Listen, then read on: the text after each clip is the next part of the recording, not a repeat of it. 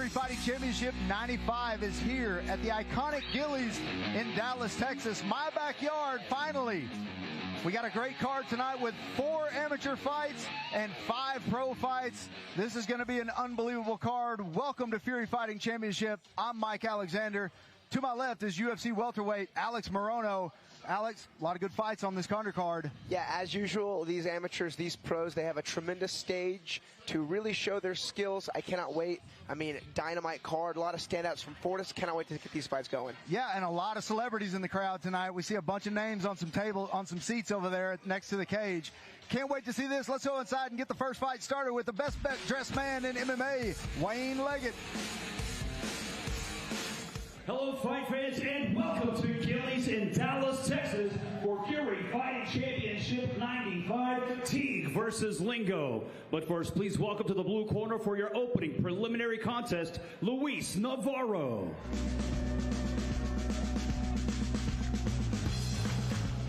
Welcome to Fury Fighting Championship 95, Alex Luis Navarro. My favorite and least favorite thing about these amateurs is we never know what we're going to get because we have no information on this debut. Yeah, 0-0 versus 0-0. He does come out of Aztecs MMA. They have a few guys on the card. And you know, we say this every broadcast, anytime you have a bunch of teammates fighting, usually the training camp is really solid. You're never at a loss of training partners. You guys are kind of feeding off each other's hard work and energy, and then ideally feeding off of each other's victories. But you know, 2 pretty well-established gyms, both guys debuting. We don't see welterweights that often, so this will be a fun one to watch out for. Yeah, Luis Navarro at 6'2" and 170 pounds. I mean, you got to think at that size. I mean, we're watching him get greased up right now. He's a pretty good sized guy. I mean, you know, we have seen some 155 pros that are that big, but not necessarily that tall. And so this is a tall guy. He's a big one, you know, bigger guy for 170, especially for an amateur debut. Yeah, welterweights are weird. I've met 5'7" welterweights and 6'4" welterweights. Yeah. I mean, it really is such an insane spectrum of body types. Well, we got Navarro in the cage. Let's meet his opponent. Please welcome Darian Jackson to the red corner. Darian Jackson fighting out of 10th Planet, Fort Worth. I actually, Alex, went and trained at 10th Planet in Fort Worth, and I was mad at Darian a little bit because he was still cutting weight. It was his last light workout on Tuesday night, so they turned the air conditioner off in the gym, and it was like 90 degrees inside there for him and Cody Anderson, that's also fighting, or Sammy Chaidez, that's also fighting in the second fight. Both guys cutting a little bit of weight, but one thing I noticed about Darian, unbelievable athletic ability, and he is also holds a lot of muscle on his frame. Yeah, you can see him. He's not as tall naturally as an opponent, but what I don't want to say lacks in height, but, you know, loses in height relative to his opponent. He makes up for in muscle. He's got a more average kind of body type for the welterweights. And personally, I actually like fighting taller, longer guys opposed to the short and explosive guys, just because I feel like they're a little bit easier to manage the range. But, man, we have a really cool first fight on hands. Both guys come from good gyms. Both guys very prepared, both athletic. This will be a good fight to open the night up. Yeah, Darian Jackson steps into the cage. Good fight to start off here. Let's go inside to Wayne Leggett. Ladies and gentlemen, your opening preliminary contest, brought to you by OnlyFans, is scheduled for 3 rounds in the Fury Amateur Series welterweight division. Introducing your first competitor, fighting out of the blue corner. This mixed martial artist stands 6 feet 3 inches tall, and he weighed in at 170.6 pounds. Fighting out of Oak Cliff, Texas, by way of Monterrey, Nuevo León, Mexico. Today, he makes his amateur debut. Here is Luis El Mago Navarro. And introducing his opponent across the cage, fighting out of the red corner.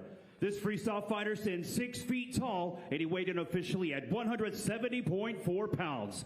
Fighting out of Fort Worth, Texas. Today, he too makes his amateur debut. This is Darian Jackson. Your referee in charge of the action, Steve Armstrong. Steve Armstrong at the helm inside the cage today. First amateur fight. Fury Fighting Championship 95 is underway. Oh. Man, Alex, you see a lot of nervous energy out of both of these guys. They're kind of staring at each other. Yeah, Darian's game plan early on was to close the distance and grab him. Here's coach. They want him to look to grapple. Darian's did a good job pressuring early, though. Oh, nice left hand there from Luis. Yeah, I think they wanted to take that height advantage away from Luis by really pressuring him, make him grapple. Darian's got the underhook. Sit on like a single leg trip hybrid. Luis able to stay upright, though. Now, Luis Navarro showing how strong he is there, and also using the leverage of that height just a little bit.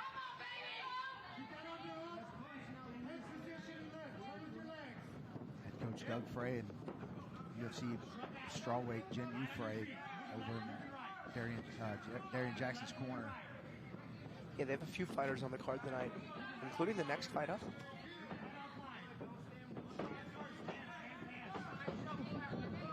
It's a second good left hand, yeah, there of Luis. That's always coming after that lead right hook.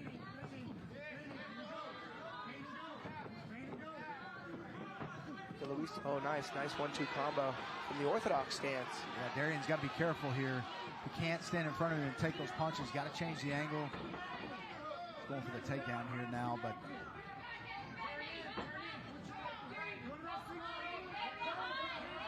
yeah, single legs are usually pretty easy to enter in on, but they can be very challenging to finish. But you can use that, you know, distance closure to chain off into body locks and hit trips and all sorts of cool things from there. yeah, and there are some, if you're good at that, running the pipe and things like that, the single legs really come into play. And also, there's a good spot to do that if you know how to do that while they're on the cage, because whenever you run the pipe, you twist your opponent around, then their head's facing the center, and they're pretty much going to go down. They don't have the leverage of the cage anymore to hold them up. Ooh, big takedown from Darian. Yeah, I mean, that must have been his third or fourth attempt. He finally was able to find some success. He's going for a Von Flue choke here. He is in half guard. Not impossible to finish, but very challenging, and that's the exact reason why.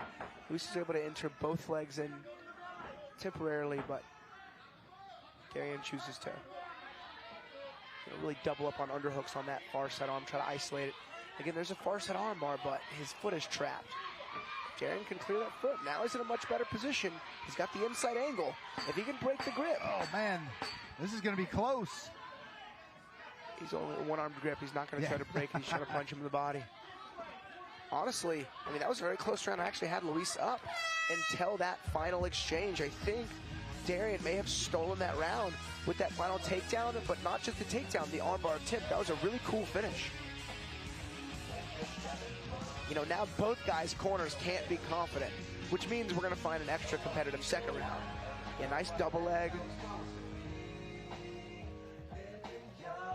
Yeah, nice dump there finally, and then he goes for this arm bar. He's got the angles, he's a little bit off, Alex. If he would have turned a little more around his back, but like you said, his foot was trapped. It is possible to finish this here. It's actually a devastating arm bar position to be in, but he's got to get his chest over to that elbow and pull with his core instead of trying to yank it out with his arms. But, you know, rookie mistake. These are two guys making their amateur debuts, so, I mean, both guys, you can see their game plans are what their game plans are. Darian wants to get this to the ground, and Luis Navarro wants to use that length and keep this on the feet. Yeah, Luis is doing well with the striking, too. Yeah. I mean, these guys are very well crafted in their strong suits.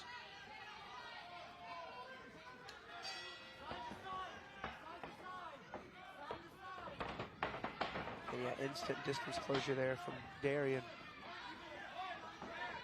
He's wearing a little bit of the damage from the punches, but nothing too crazy. Yeah, and it's during those, he'll learn, it's during those flurries like that, he's got to change levels instead of trying to, it was a little bit better that time. He waited for a punch at least. Ooh, that was a big shot to the top of the head. Yeah, these punches are landing pretty clean. It's a hard shot. Luis needs to punch it under. Man, I'll tell you, when you shoot like this and fail, it zaps a lot of energy. You have to have very good cardio to maintain this pace, but look at that, he's stuck with it to Darian, and now he finds himself in top closed guard. And almost a spitting image of the first round. Luis Navarro coming out, landing some hard shots.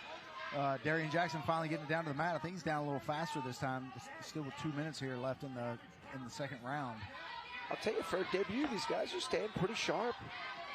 They're definitely getting to experience the difference between fighting and training. I mean, you can choose to train as hard as you want with somebody in your gym, and it will not replicate this type of pacing. Well, one thing I can say is it's much cooler in here than it was in their gym on Tuesday, so I'm sure he's enjoying that. It's good groundwork here from Darian Jackson. Yeah, Darian. Some exposure, some back exposure there from Luis. Yeah, this ground and pound, this is...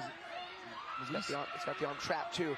Darian needs to get that left hook in. If he can get that left hook in and really control the hips, he's got the arm trapped. This rear naked choke is his for the taking. Yeah, he's got it. He's going to torture him with this face crank no matter what. He's got a little over a minute still on his back here. You see a little bit of wear on his face. He took a few more shots here in the second round, but here he is in a position to win this fight late in the second round. Yeah, that left eye and cheekbone. Got a mouse right on the brow and a big mouse on the cheek. And you know what? I'm happy for him. That's what you should get on your first fight. Absolutely. As he transitions to mount, I mean, a gritty fight from both guys. Yeah, Navarro's in some trouble here, though. If Jackson can posture up, especially over here, he's right in Doug is right in his ear. Yeah, and Darian Jackson does have quite the grappling skill set. It makes sense. Oh, got reversed. Yeah, got a little overzealous, got a little high there. Wasn't quite ready to transition when Navarro defended. See if he maybe tries to set up an armbar. You know, if Luis Navarro can really rifle off some ground strikes, he could make a case for winning the round. But as of right now, Darian Jackson with the big takedown, had the back take, had the mount. This is an interesting fight to score. I think round two pretty clearly Jackson. Round one, if we're looking at damage, we're looking at Navarro, but Jackson had the arm. I mean, a close fight. This third round is going to be extraordinarily important. Nobody's got too big of a lead. I think Luis Navarro is the fresher fighter coming into round three. Yeah, I was going to say, the fresher fighter has probably got the best chance of winning, and you're right. It looks like Luis Navarro, who just spit a big wad of water on the floor instead of his bucket. Yeah, they call them spit buckets for a reason. Yeah, he just took a mouthful of water and spit it all over the cage. But that's all right. So here's that transition, and you notice how his right leg is trapped over Luis's right arm? I mean, that is a gift on any back take. I mean, that's like the more modern rear naked choke is trapping the arm first. It's something we drill almost daily at my gym because it is like the new, more refined way of hitting already the #1 submission in MMA. The #2 submission in submission-only no-gi matches. Second to the heel hook, which naturally not allowed in amateur MMA.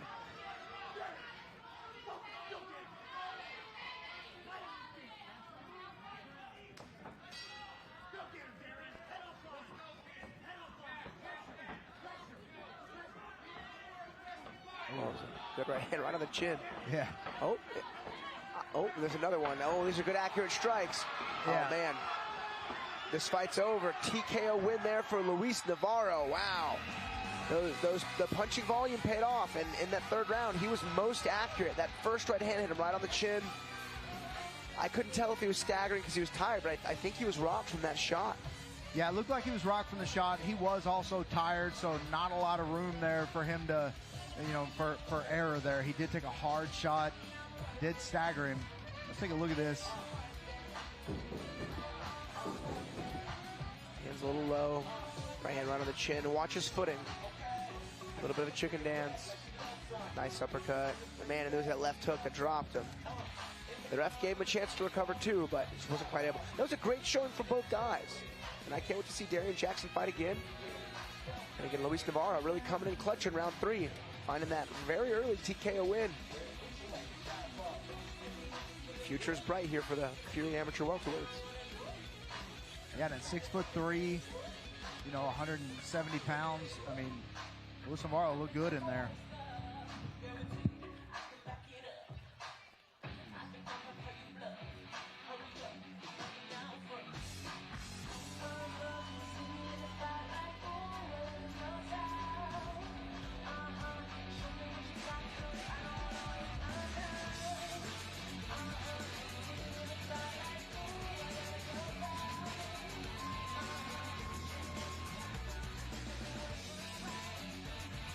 Ladies and gentlemen, the end comes 17 seconds into the third and final round, declaring your winner by TKO, Luis El Mago Navarro.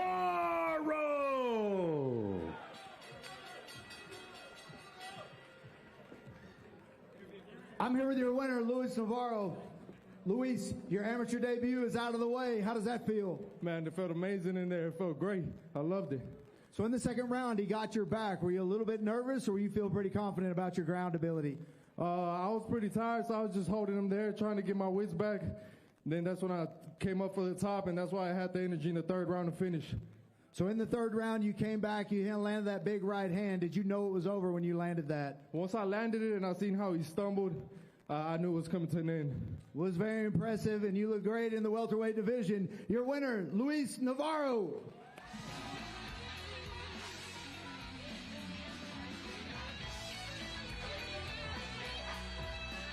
All right, let's meet our next set of fighters. Please welcome Cody Anderson to the blue corner. All right, we got some featherweights on deck, some 145 amateurs. Again, another set of debuters. So, Mike, we didn't have much to go off of, but Cody Anderson trains at a Josh Neely's gym. Josh Neely actually fought for Fury back in the day as a pro. A journeyman style. Oddly enough, his coach Josh Neely was slated to fight Cameron Graves, one of my guys, on a Fury show. Weigh-ins happened, the sun sets, we wake up on fight day, COVID shut down that day. Fun fact, Ricky Tercios, my guy, was supposed to fight Adrian Yanez that same exact day, but COVID shut it down. And then fast forward a couple years, and both of those guys make it to the UFC. But just really interesting, you see Neely there in his corner, the gentleman with the hat and the beard. But, you know, Neely was known for a good triangle choke, a scrappy, striking style. I can only assume his students behind him are going to be just as scrappy. Yeah, the one thing we do know about Cody is he said he worships God and Kanye West. So, all right, cool. I don't know what that means. Yeah, me neither. I guess we'll find out. Yeah, I guess we'll find out. Hopefully that helps with his combat ability. Yeah, if he gets a ring interview, we'll ask him about that. Cody Anderson stepping into the cage. Please, give a quick prayer to Kanye. Yeah, a quick prayer to Kanye West. And here we go. Let's meet his opponent. Please welcome to the red corner, Sammy Chaidez.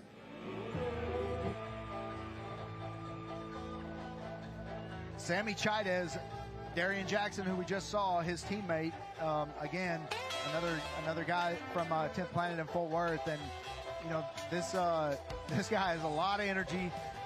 You know, he was bouncing around the class. He was pumped on Tuesday. Like, I thought he was fighting Wednesday night or something because he was so excited on Tuesday for this fight, you know, making an amateur debut. You get one or the other. You get either the nervous jitters or you get so excited. I remember my first fight, I was so excited. I was like, I want to fight tonight. Like on Monday, the weekend before, I want to fight tonight. I don't want to wait. So you either get that or you get, you know, no, it can wait. It can wait. It can wait. The guys who like that extra time. But I'll tell you, for his pre-fight excitement, Sam is actually looking pretty locked in. Here's our tail of the tape. 17-year-old Cody Anderson. Both guys made weight for this 145 matchup. 2 inches taller is Sammy Chaidez, but 2-inch reach advantage for Cody Anderson, a 17 and a 20-year-old. Here we go, Wayne. Ladies and gentlemen, the following contest brought to you by ZanunaLawFirm.com is scheduled for 3 rounds in the Fury Amateur Series Featherweight Division. Introducing to you first, fighting out of the blue corner. This mixed martial artist stands 5 feet 8 inches tall, and he weighed in officially at 144.6 pounds.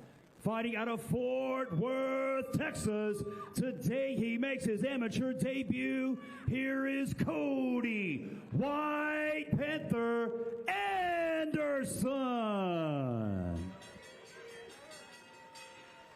And introducing his opponent across the cage, fighting out of the red corner. This freestyle fighter stands 5 feet 10 inches tall, and he weighed in at 146.6 pounds. Fighting out of Fort Worth, Texas, by way of Palo Alto, California, today, he too makes his amateur debut. This is Sammy Chaidez. Your referee in charge, Dylan Turner.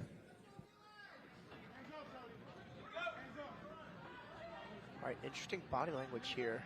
Cody Anderson is really trying to kind of mock him, but Sammy didn't blink.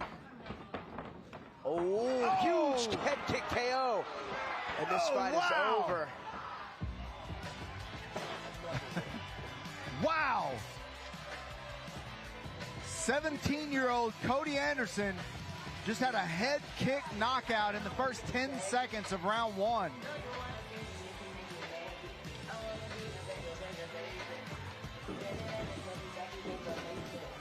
Here we go. No on the touch gloves. Nice 1-2, and then that open stance high kick. Yeah, southpaw versus orthodox. Wow. Wow. Cody Anderson still mocking. He's got to watch that. He's only 17. Yeah. He's got to watch that.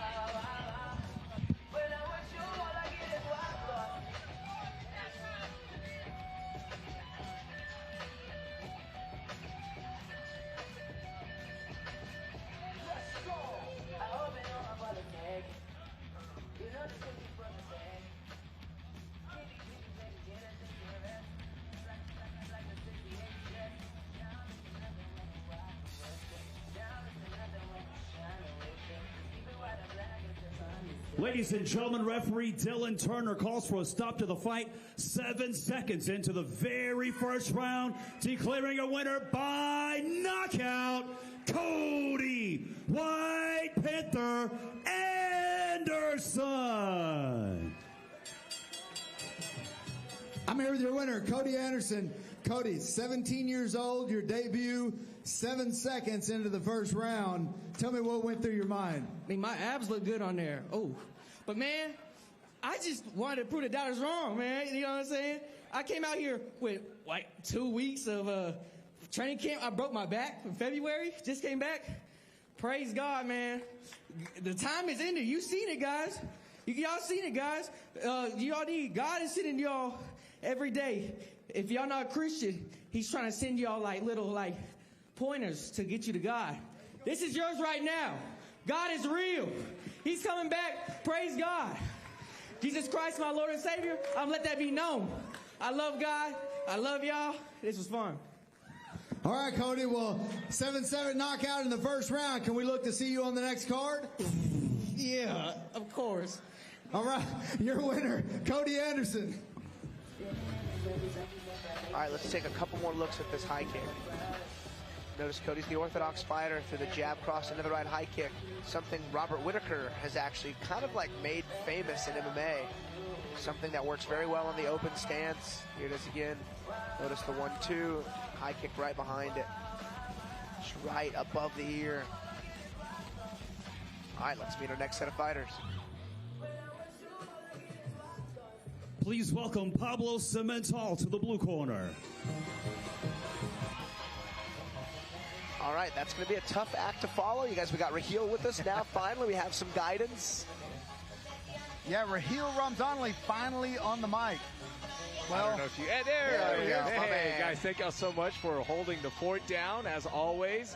Hey, sometimes life gets in the way, and what a moment for that 17-year-old. That was impressive. And we got 2 more amateur fights left before we head to our pro prelims. Have 5 fights for you before we head to our pro main card, which will be our UFC Fight Pass. First out here, Pablo Simental. Hi, everyone. Just evidence that I am here and made the drive from Houston. Yeah, that's right. Yeah, just had some work stuff and got here as soon as I could. Thank you all again. And man, what a way to get this going. Final checkups here for Pablo, who has an 0-1 record. Second fight ever, which is always good. Get a chance to get some more experience. Pablo is inside. Let's meet his opponent. Please welcome Skylar Malone to the red corner.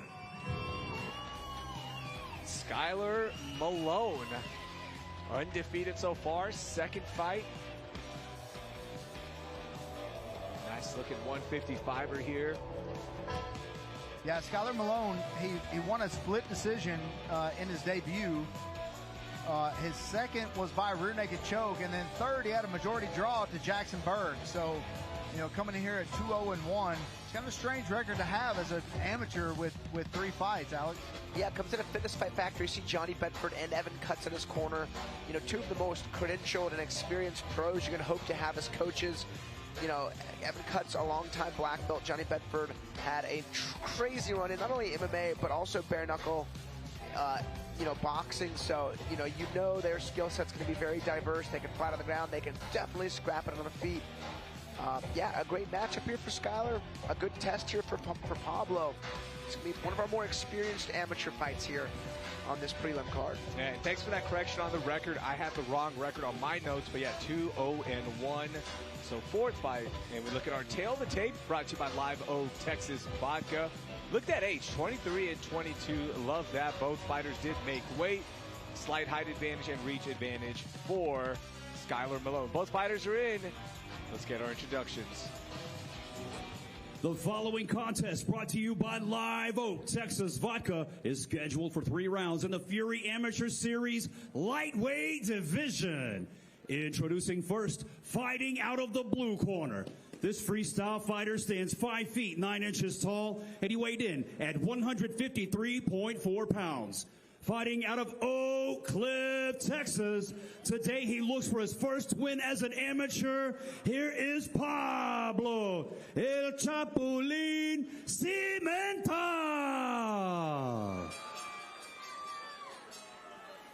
And introducing his opponent across the cage, fighting out of the red corner.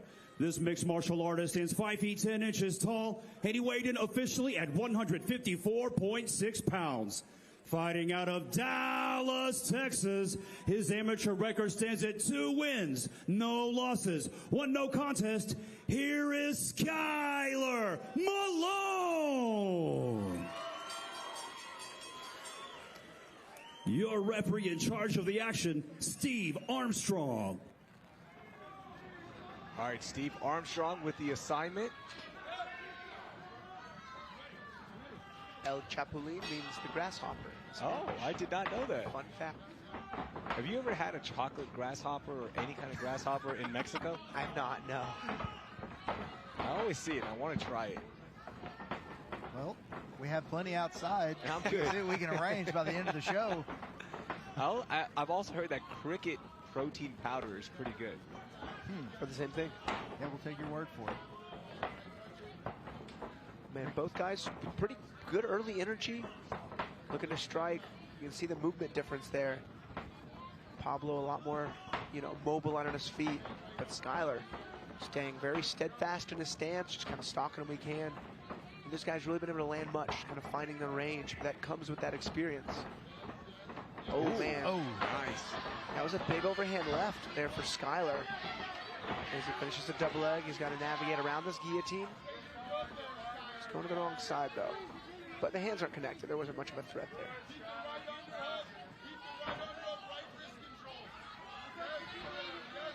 Skyler going to work here from half guard. Nice little tight waist. Down into a standing rear body lock. See if he can't drag him down. There's a strong stand-up by Pablo. Oh. Didn't really understand how he got the position to stand up from there. Trying to get those hooks in now. Skyler Malone just working it, taking his time.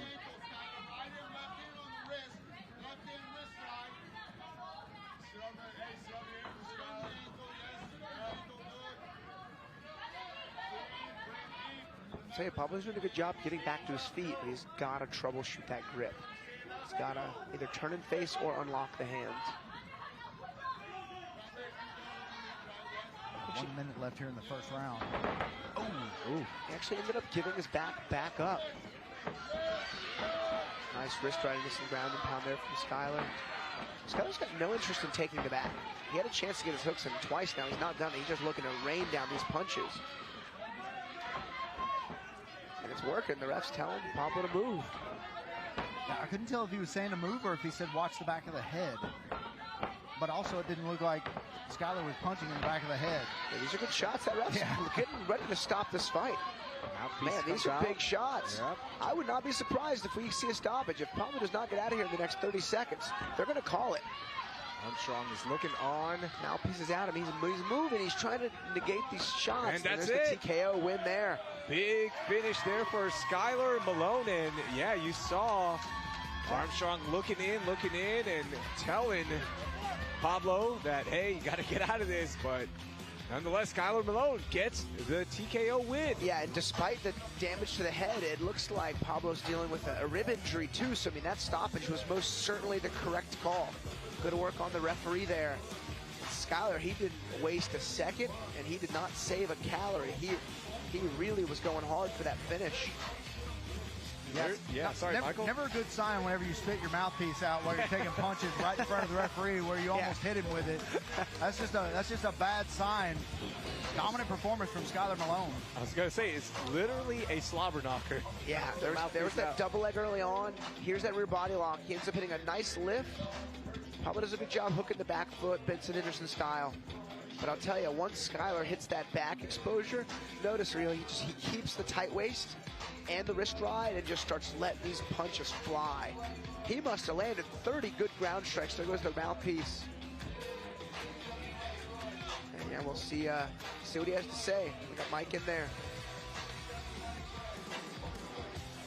Super active work there from Skyler.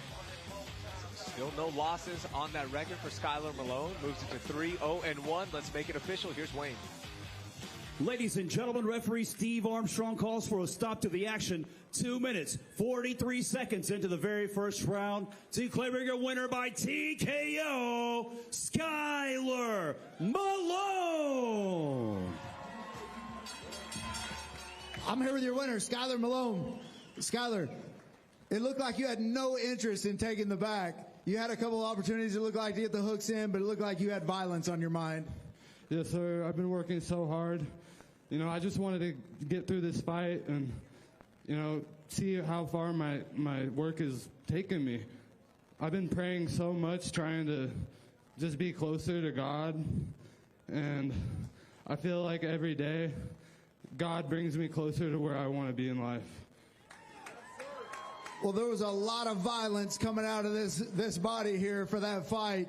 You're 4 fights into your amateur career. What's next for you? You didn't take any damage today. Yes, sir. Whatever my coaches want for me next is what's next. We're going to work on that together. Excellent. Well, it was an excellent performance, and we look forward to seeing you again. Your winner, Skyler Malone. Congratulations to Skyler Malone. We love to see all that hard work pay off. Get the finish. We'll keep it going and meet our next fighter. Please welcome Brandon Leal to the blue corner. Brandon Leal looking for that first win ever. Originally from Monterrey, Mexico, Big Dog. Brandon Leal, best nickname yet. Yeah, Big Dog. Another fighter out of Aztecs MMA. I mean, they were almost half of all of the amateur fights. They have a few pros tonight. This is a catchweight bout at 175 pounds. Yeah, Brendan lost a split decision in his debut, and that's one of those things, Alex, where it's got to hurt more in your debut to lose by split decision because you won half of the judges' hearts, and so that's right. In the eyes of the cards, there's 3 judges, but you in one way or the other, you won half their hearts. So tough loss. I know he's looking to defend that today, or looking to avenge that loss. And Brandon Leal at 175 looks like he's got a little weight to lose there. Looks like he could go down a weight class. Not sure what the timing was on the training camp and all that, but so if I'm not mistaken, I believe his opponent actually came in heavy. Oh, gotcha. So I think he was just kind of playing ball and didn't have to cut as much weight because he didn't need to. All the same, he was ready to fight. See that tattoo on his right shoulder, God's child. Just want to mention this is a big day for God. God has gotten the shout out twice already. So shout out to God. From 2 of the most violent knockouts we've seen in a long time. The irony. Yeah. Let's meet our next fighter. Please welcome to the red corner, Charlie Reed. All right, Big Dog is inside, so Charlie Reed is making his way out, also looking for his first win ever as an amateur. Yeah, in Charlie's debut, he fought a very tough Jordan Garcia in one of our Fury amateur cards, and he actually got knee barred. Of all submissions to get hit with, it was nothing to scoff at. It was a high-level finish from his opponent, who's gone undefeated with submissions thus far. So that loss, for what it's worth, has aged very well. Charlie comes in the next generation MMA. They have a lot of up-and-coming fighters.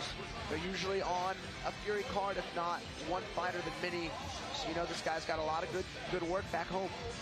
Yeah, Alex, and there's not many training camps where they're, as a debut amateur, where they're going to say, you know, we need to work on knee bar defense. Right. There's just not a lot of them. So you know, these days you get a high-level grappler that's, you know, an amateur. We just saw Rocha make his pro debut just a couple of weeks ago. We look at our tail of the tape, brought to you by Howler Head Whiskey. Unleash the monkey spirit. And as Alex mentioned, Charlie Reed did come in over 178.4. Even on the height, even on the reach, even on the age. Both fighters are inside. Let's get our introductions. The following contest, brought to you by Howler Head Whiskey, is scheduled for 3 rounds at a Fury Amateur Series catchweight of 175 pounds.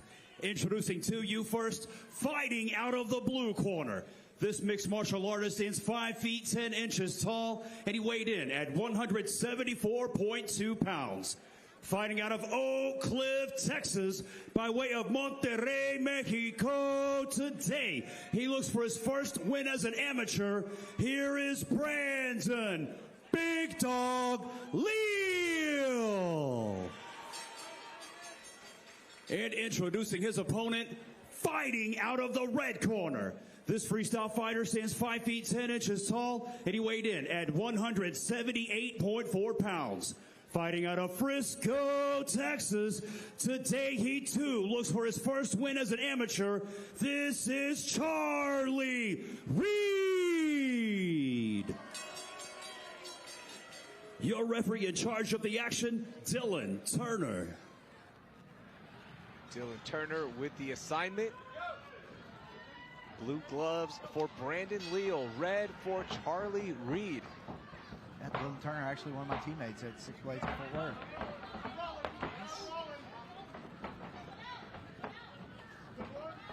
He's landed that left hook twice now. 3 times. Yeah, Charlie looks like he's had enough. He going for the takedown here. Very odd position for your hands for this takedown. He's improved it now, but... And notice Brandon's got to really hike Charlie's arms up as high as possible so he can't control his hips. We'll finish this double leg. Right into the mount. That was a lot of mass hitting the canvas. Yeah, this is trouble here. He's got an arm trap. trap. By the way, shout out to Charlie Reed, recently engaged, getting married in November. We'll be looking for our invite. Yeah, we'll do commentary on the reception. Why not? That'd be awesome. There has to at least be one fight, though, just for the record. Yes. Introducing first, Charlie Reed. And his opponent, her uncle.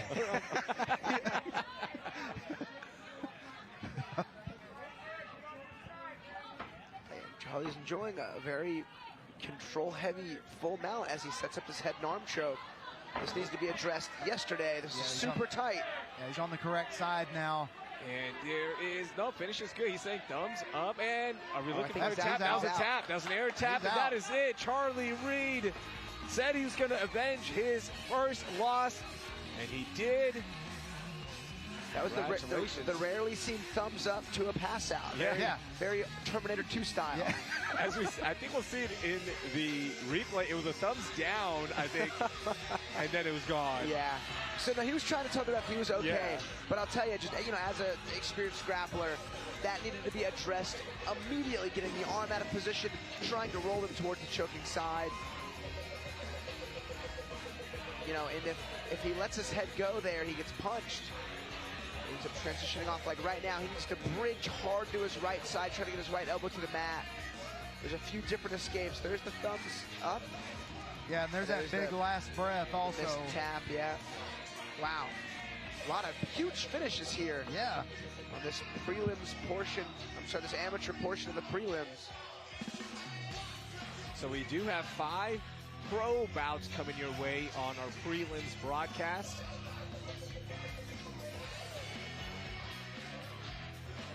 Got 2 women's bouts as well.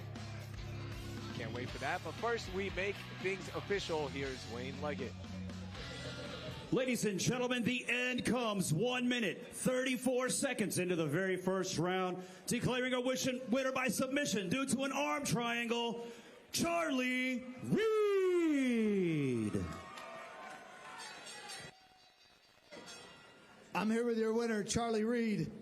Charlie, it started out with a few exchanges. You took 1 shot on the chin, said that was enough, got this fight to the ground, got to the mount position, and that was a wrap. Yes, sir. It's just like I'm not a striker, but every Sunday the strikers get a few on me, but I make sure they pay for it once they get on the ground, and that's what happened here today. I'm just glad I got to avenge my first fight. I didn't get to show everybody what I was capable of. I appreciate everybody for coming out. Thank y'all, and I hope to see you next time. Charlie, were you able to see him give the thumbs up whenever the referee asked him to respond? Were you able to see him? He gave a thumbs up, and then he was out. Oh, no, I didn't see anything. I didn't know the ref was pulling on me till I heard my coach saying he's out. So I was just locked in. I heard him snoring, but like I said, some guys fake that just so I'll let up, but I wasn't going anywhere until he either tapped or the ref pulled me off. Well, congratulations on the win, Charlie. We look forward to seeing you again. Your winner, Charlie Reed. Congratulations to Charlie Reed. Congratulations to all of the amateurs with the big wins and a great start here in Dallas for Fury FC 95. We head to the pro side of our prelims broadcast. Let's meet our next fighter. Please welcome to the blue corner, Ricardo Canales.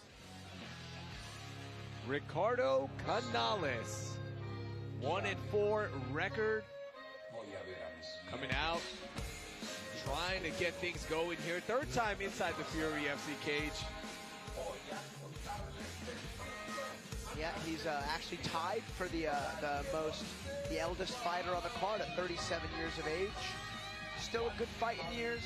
Does come out of Jackson Wink from Mexico. They call him the Jaguar. It looks like somebody forgot to tell Ricardo to come out. There is always that awkward transition from amateurs to pros. So we're waiting for Ricardo. There he is. Yeah, sometimes during their walkout music, there's a point, there's something they want to hear before they come out. I don't know what his music is saying, but maybe he was waiting on whatever that said. The Jaguar is out. Ricardo Canales, by the way, a cancer survivor. Yes. That's awesome to see. Keep fighting for everyone out there battling cancer. Has faced some tough opponents. Jacob Berry, Oliver Jimenez. Last time out, went the distance with Ollie. Couldn't get that win. It was a unanimous decision loss in October. But he's a guy that has talent. Just trying to get everything going and parlayed into the win here at Fury. Yeah, we've said this before, Alex. 0-3, whatever the record is, 1-4, 0-3. Doesn't really matter. It's not an indication of what your pro career is going to look like. We've seen it both ways. Yeah, especially when your opponents have been as tough as pretty much anyone on this Fury roster. Canales is inside. Let's meet his opponent. Please welcome to the red corner, Ian Engbrock. Ian Engbrock. Coming in with a 2-2 record, fighting out of Dallas. First time inside the Fury FC cage on a 1-fight losing streak, Michael. Yeah, took a year off after that loss and come back almost a year to the day, a year and a month. And, thinks he's improved significantly. He didn't have any amateur fights, so he's kind of finding his way here as we start our first pro prelim. He's kind of finding his way here through the pro ranks at 2-2 starting out, Alex. Yeah, I see him at Fortis all the time. He's a very hard worker. Not a man of many words. He's always in there. He loves the violence. He loves the hardship of training. He loves to fight. you see Kyle Crutchmer and Nick Piccinini in his corner, you can only assume he's really worked on his wrestling game, you know, out of necessities, because they're absolute beasts. But yeah, man, Ian's also, he's just a serious guy. One thing that their head coach talks about, he always says that Ian is a psychopath. So that's often a great attribute for fighting. I'd like to think he thinks that about me as well. Yeah. We look at our tail of the tape, brought to you by Space City Collective. The psychopath advantage goes to Ian Engbrock. Height as well, even on the reach. Both fighters did make weight. And as you mentioned, 37 years old for Canales. Both fighters are inside. Let's get our introductions. The following contest, brought to you by Space City Collective, is scheduled for 3 rounds in the Fury FC Bantamweight Division. Introducing to you first, fighting out of the blue corner. This mixed martial artist stands 5 feet 7 inches tall, and he weighed in officially at 134.6 pounds.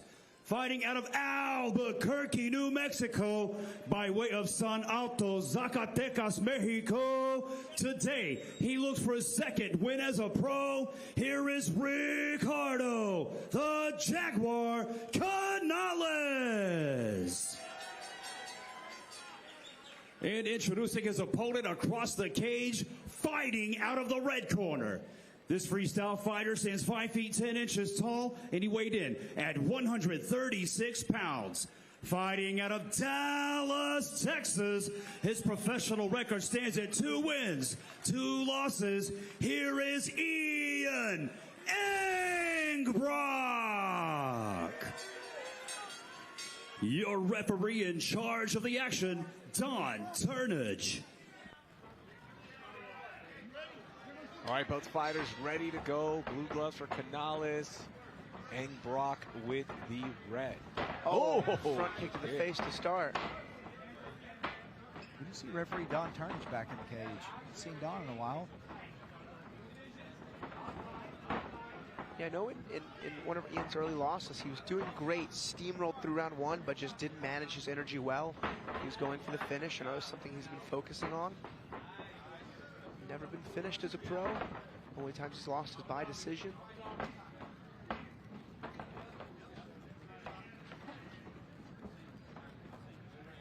Good movement here from both guys. Nice lead hook there from Ian.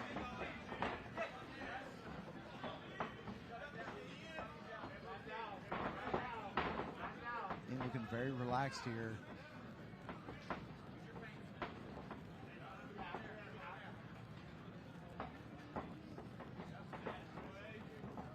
Both guys with a very different style of movement. Carter a little lighter on the feet. Ian with some really good head movement led by the hips. That allows you to kind of keep your feet stationary so you can be explosive. So if you can get your head moving off center line and make a miss, your feet are planted to rifle off a super big counter shot or a takedown. Speaking of explosive, Ian told us beforehand he has a 40-inch vertical. Oh, man. He just used it to hit that flying skip knee. How about that for timing? With a nice high kick.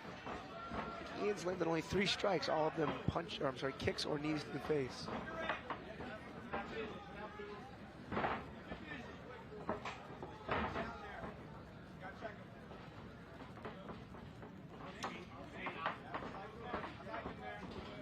Good pressure from Engbrock here, keeping Canales' back on the cage. 2 minutes gone.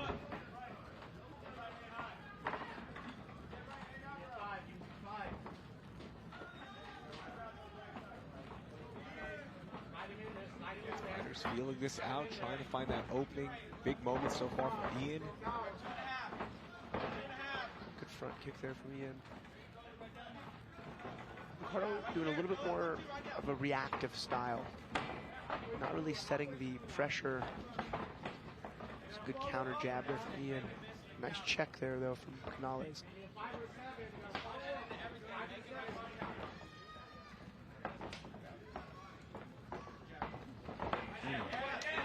Really sharp, lead jab there from Ian. That is, Canales is coming with that big looping left hook. He's just shooting that same side straight right jab down the pipe. They called the 10-second clap 2 minutes too soon. Yeah, I think they forgot We're on pros now. Yeah. Pros.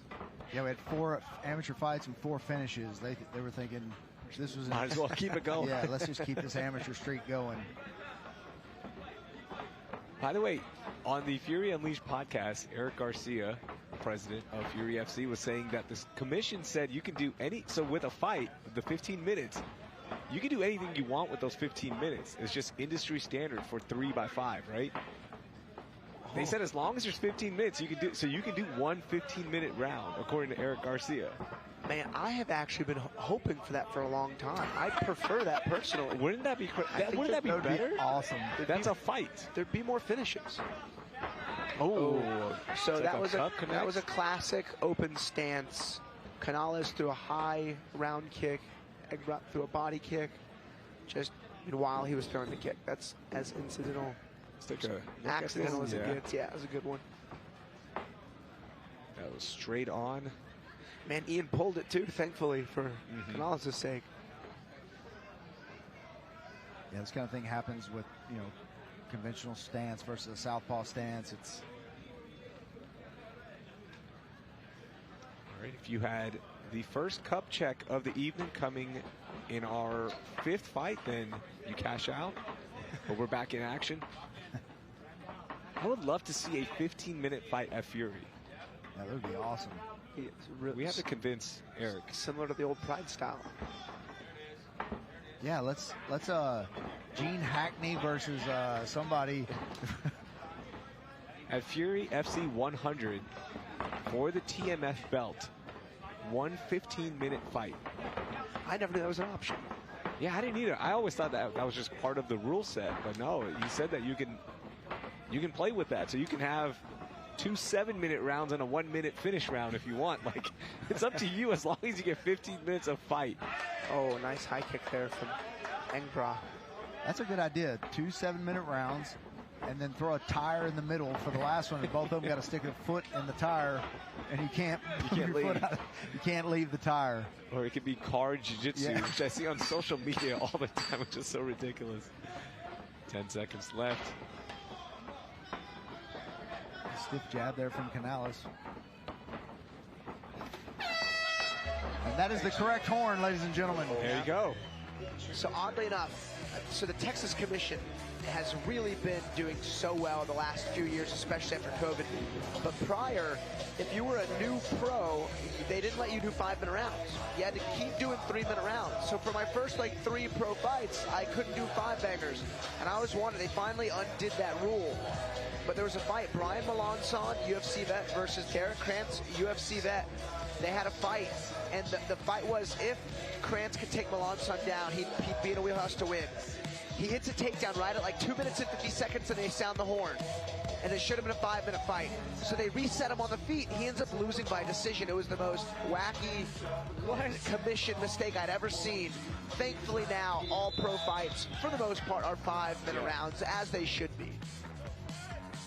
If I had a choice, I would not want to go back to 3-minute rounds. It's too short. Yeah. We have had haven't we had Tisdale. one fight here where it was 3-minute rounds? It was the a wrestler fight? because of the weight issue, right? Or I think it was an experience thing. I'm not too sure. No, you're right. It was an experience thing. Yeah. They had no amateur fights. It was the wrong play. The fight was very boring, so I'm glad it wasn't that long. But. Yeah, that's right. And I remember we replayed that fight that same night, and we were all like, that fight? That's what we're replaying? Yeah.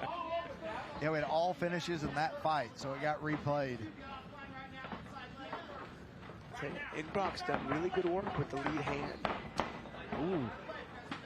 That's that lead right hook, his jab. Been scoring all night. More importantly, scoring, it's maintaining range, not letting Canales get in on these big punches that he's throwing from this pretty long range.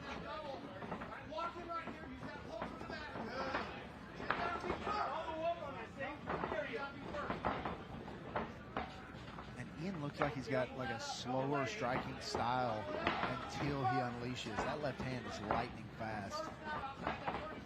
Yeah, it sure is.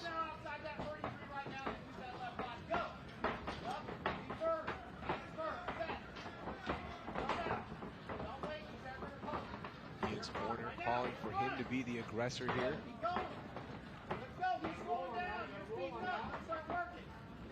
Ian, very physical for a bantamweight too. He's got a big frame, a lot of muscle. Instead of slipping up there from Ian. It's crazy that you just said bantamweight. I was like, man, that is a huge bantamweight. Now that you've said it. You know, it's funny. I'd seen him training so many times. I never knew he was a bantamweight. I always assumed he was bigger. He's definitely bigger. Yeah. He's just used to cutting weight. Oh, nice. He looks like he weighs about 160 pounds in there right now.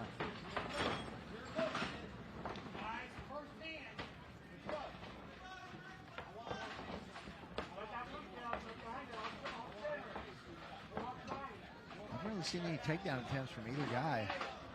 Yeah, mostly a boxing match here, which we'll never complain about. Oh, big left hand. He caught it, Mike. That was lightning quick. Oh, there's that lead right hook. Honestly, I think his lead hook is better than that straight left. Canales with a nice jab there to get himself out of a little bit of trouble. Oh. Stiff left again. Yeah, his coach was calling for him to flank over to that lead side to set up the angle on that straight left. It's a pretty classic open stance. Get your foot on the outside of their lead foot.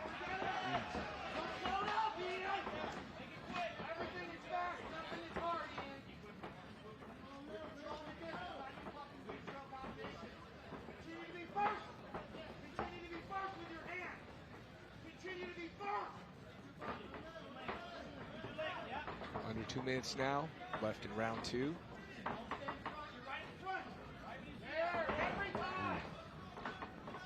Nice right hand right over that protected shoulder of Canales. Ooh, Canales with a nice right hand. Yeah, it was the first real punch Canales has landed.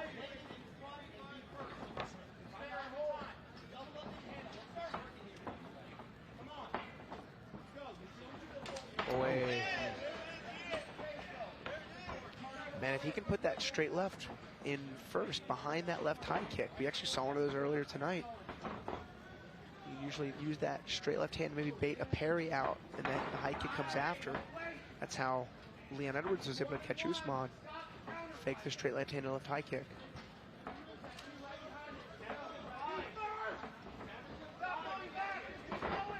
That open side kick on this stance, if you're a good kicker, use it. You can even aim for their forearms and just blast their shields. Nice body shot there from Engbrock. Yeah, nice combination. I fought a southpaw brawler once, and we just worked kicking him off. I ended up breaking his arm with a kick. Those open side kicks really can do some damage. Didn't this camera stand break last time we were here?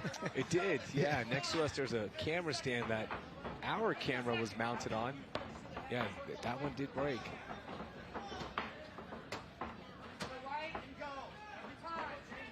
Love that. Gilly's energy. Sometimes it happens. Another good left hand there from Engbrock. Man, Canales, he's trying to find his moments, but his volume output is too low. And he's really only landed those 2 right hands this entire second round. There were a couple of moments in round 2 where Ian had a lot of momentum, then just kind of got apprehensive a little bit. Yeah, Canales, he is throwing those big strikes, but I think it's that lead hand of Engbrock that's just keeping him at bay. So that was a decent right hand, but man, that was a huge left hand there from Ian. Yeah, Ian just consistently making him miss and then countering. You see that body, head combination right there. All 3 punches landing. You see Canales, you're right, right over the top of his head, barely missing, and then Engbrock is just on target with that left hand today.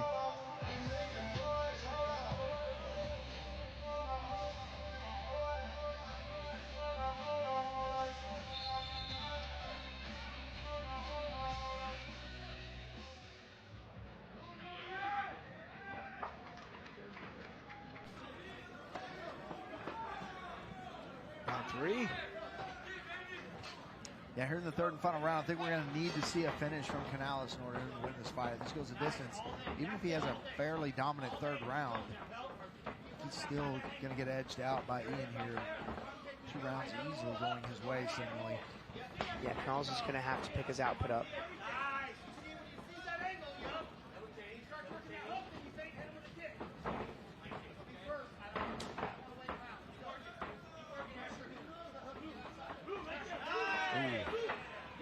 Nice left hand.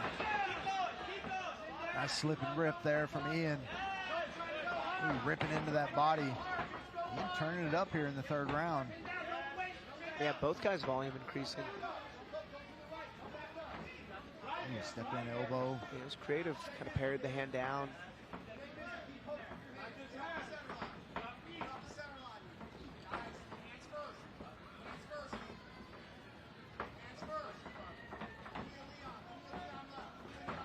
Oh, way.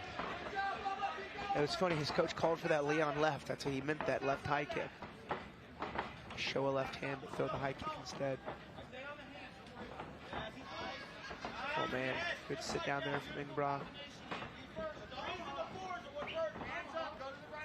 He's got a little blood coming out of his nose there. Looks like he took a shot. Still dominating this fight though. Still winning those striking battles overall. Taking a couple of shots, but definitely the aggressor, definitely landing the heavier the punches. Ooh. If Canales has proven anything in his past fights, he has proven great durability, and he's just been hard to put away.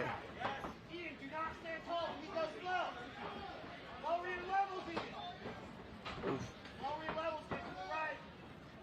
Ian is looking for that big finish and trying, but as you mentioned, Canales tough to put away.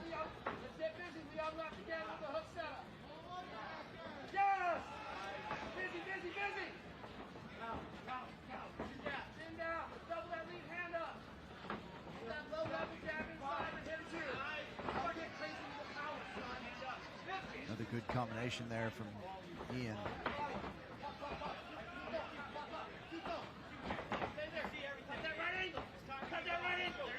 See, Ian wanted to unload there on his opponent.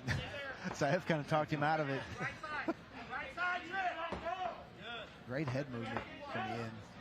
Yeah, he's cutting him off really well in the cage. Oh, there was another high kick. And Canales has been hit with some decent shots. The left hands, the right hooks, the high kicks. And he's reacted very well. Ian looked like he was trying to stab him with that one. Ooh, hit him right in the back. Rarely see that. And Alex, going back to your point, Canales has taken some big shots. Hasn't even been stunned, truthfully.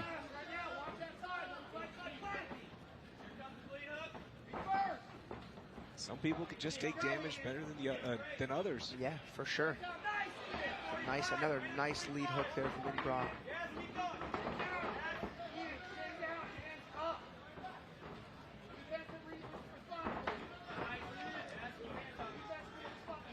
Nice overhand left there from Canales. And stiff jab from Ian. Yeah, I think that's why the volume of Canales has been a little bit lower. Oh, Mike got some nose blood on him. That's nice. It's fun. It's always good. Fun memory. Yeah, no catwalk tonight, so we will be getting bloody. Yeah, it's it always happens in Dallas. Yeah, it landed on my face. Little blood on my face, snot, blood, whatever it was. 1 minute left here in this 3rd final round. Well check. Oh. So that was the first time Canales actually reacted pretty poorly to a punch that Strelov caught him right on the chin after that jab. Oh! High kick rocks him. Man. Engbrock senses that he's hurt. How is Canales still standing? Oh man, good left hand. Oh, jump knee. It landed too. Canales firing right back. Oh, nice. Man. Lead right uppercut. That lead hand's been fire all night. It's a strong single leg.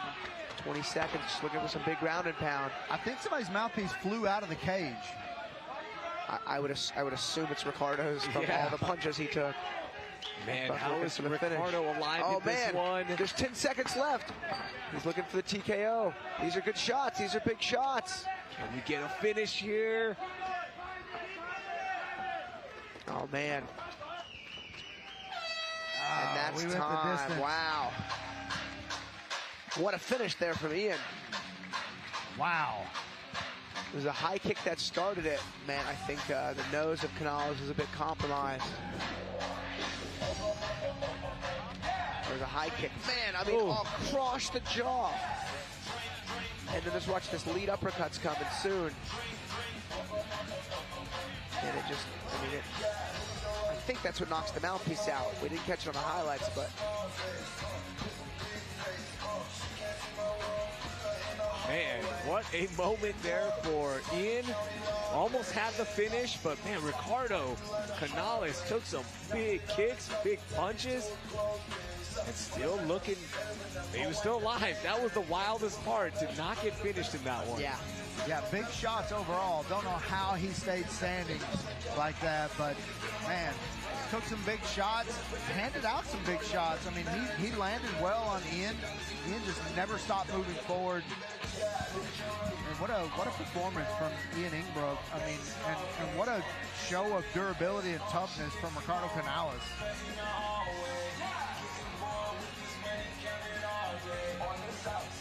All right, judges have calculated everything up. Let's get the decision. Here's Wayne. Ladies and gentlemen, after 3 rounds of combat, we go to the judges' scorecards for your decision. Brought to you by Space City Collective.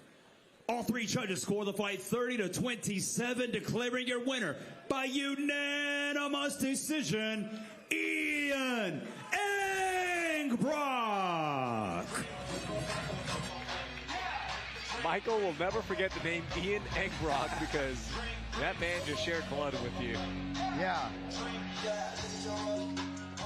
Yeah, I have blood on my face. I have blood on my paperwork. I'm trying to look at this jacket. This jacket is custom made, has the UFC Fight Pass logos on the inside, and Engbrock just slinging some blood all over There it. you go. Can't get more custom than that. That's right. The blood of a fighter. This one's going on eBay right after this. Let's meet our next fighter. Please welcome Christy Taqueno to the blue corner. All right, we head to the women's strawweight division. It's time to bring the men's strawweights back. Sijin, I'm thinking about you. Sijin Kurian, our favorite strawweight. But Christy Taqueno coming out, 3rd time inside the Fury FC cage, riding a 2-fight losing streak, really hunting to break that right now. Yeah, in that 2-fight losing streak, again, she won her pro debut by split decision and then fought Kara Greenwell and then Amanda, and this is such a disaster.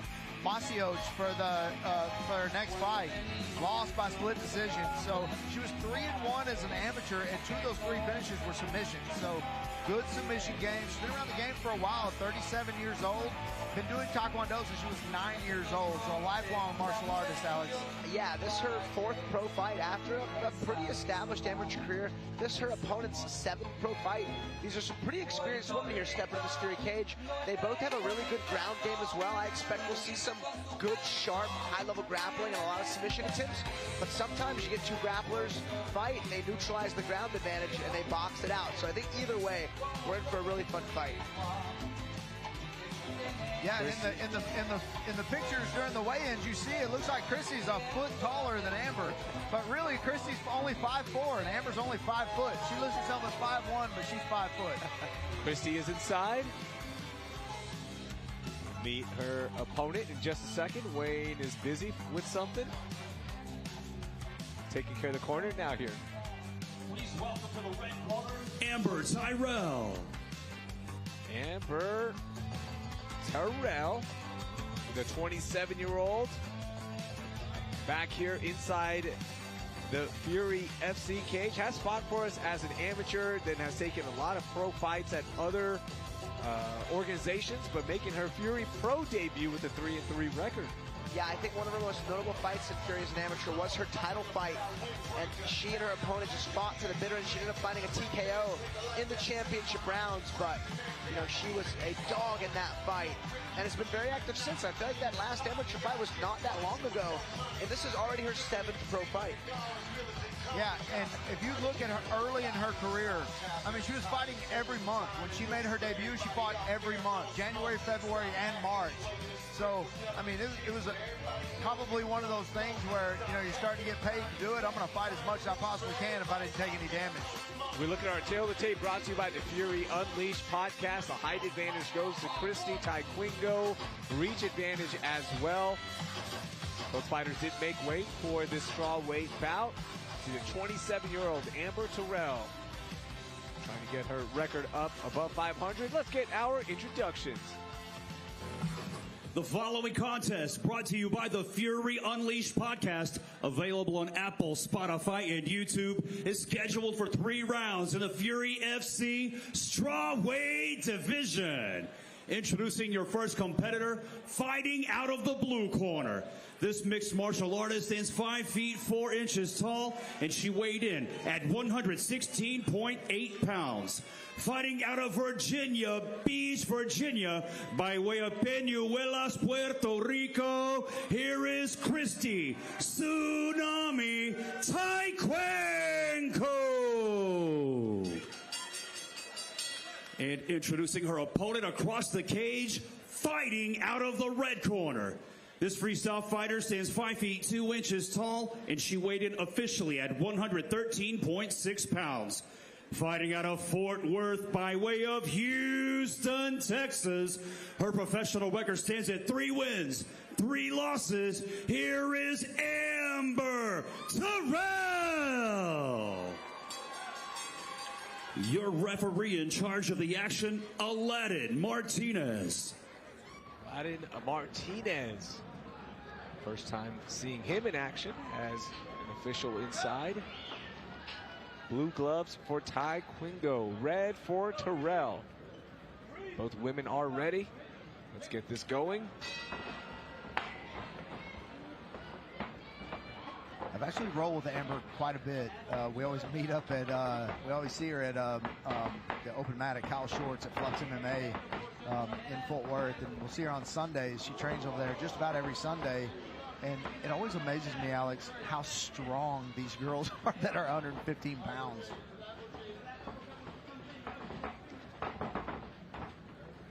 Yeah, we know Amber's going to look to get this one to the ground. She shot earlier, but came up pretty short. She's going to have to get around that big reach of Christy.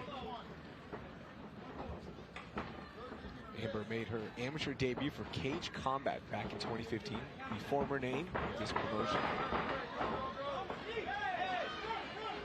Both women, moms, so proud of that inside fighting. This is probably a nice break for them, away from the kids. Like, this is the best break I've had in years. Yeah, the old Cage Combat days were fun. Sometimes you go back and look at the names that were fighting in Cage Combat and where they are now. It's unreal. Absolutely.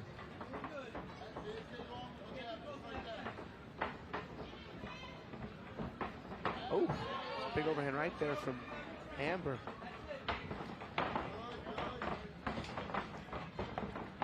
Another nice switch kick.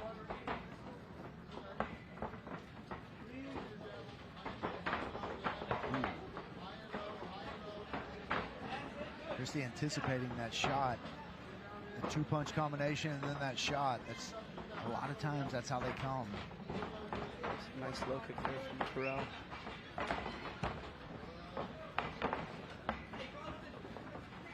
My favorite thing about Amber Terrell, she absolutely loves fighting in there. See her smiling every time she takes a punch.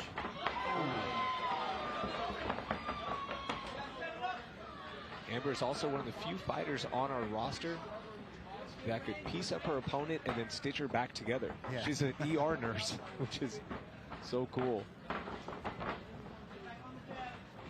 I'm willing to bet Amber can stitch herself back up, too. Yeah. Probably between rounds.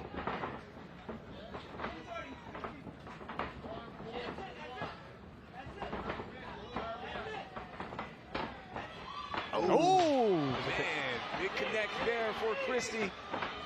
Yeah, it was a right hook, just right on an exit. Elbows raining down, taking this fight to the ground is Taqueno. Oh man, that choke arm's in a good position. Amber's got a hand fight that arm now. She's got both hands on the choking arm. It's 2 minutes to work with this position. Does Christy Taqueno? A little high now. Amber gave up that inside hook. She had the hip down to the mat, and Christy did not have the inside hook. And gave her that space. Now she's got both hooks in, flattening her out. And her being the taller opponent, and grapevine those legs, it's really difficult to get them off. Yeah, that punch was very impactful because I think it was running the exit, so Amber didn't really see it coming, and it hit her right on the chin. It wasn't the hardest punch, but definitely a notable moment. You know, despite being, you know, rocked and then caught in a full back take, Amber has done a good job mitigating damage. She diffused that choke pretty quickly and has not allowed much ground strike. And I'll be honest, in terms of depth of back takes, I mean, Christy's really got a good position. She's got her belly down. Those hooks are really deep.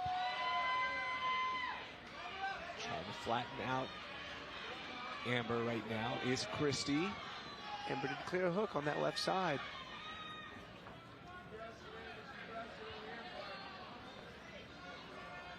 She's got to be careful. Just leave that elbow connected to the knee as she's got there. She's also keeping the elbow in tight to her body because she's trapping that glove on the left hand of Christy. Christy not able to get it out. Hasn't been able to throw a punch here in the last minute or so. Amber's got that a pretty tight grip. She's not holding the gloves, but she's closing her arms so the pit of her elbows are kind of holding those gloves in front of her. So Amber survives and will be going to round 2. Had her back given up for almost 2 minutes. Did a good job of, as you mentioned, just holding on to Christy's hands and not letting anything happen.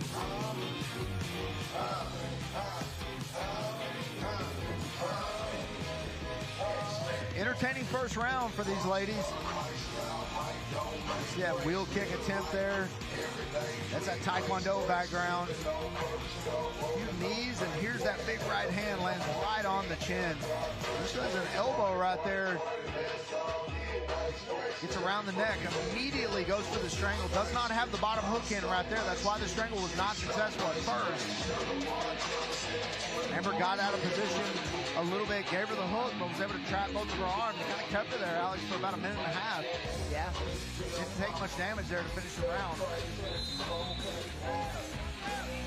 Yeah, definitely a Christy round, but considering the trouble Amber was in, she actually kind of got out of there without a lot of damage to show for it. Yeah.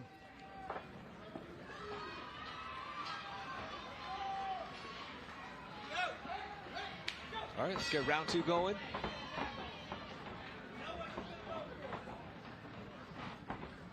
Both fighters still looking pretty fresh.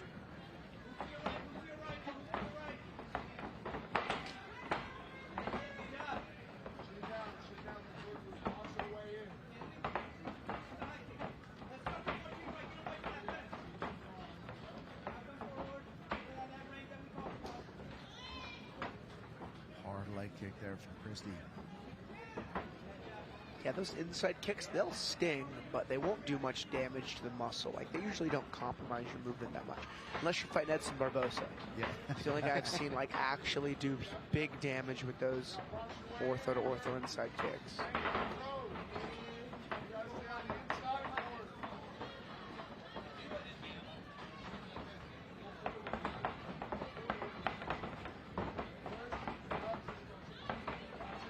You could pressure from Terrell, but she's struggling to really commit to the big shots because Christy's range is so much longer.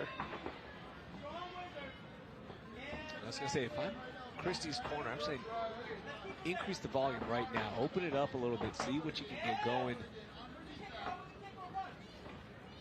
The reach advantage is playing some tricks right now.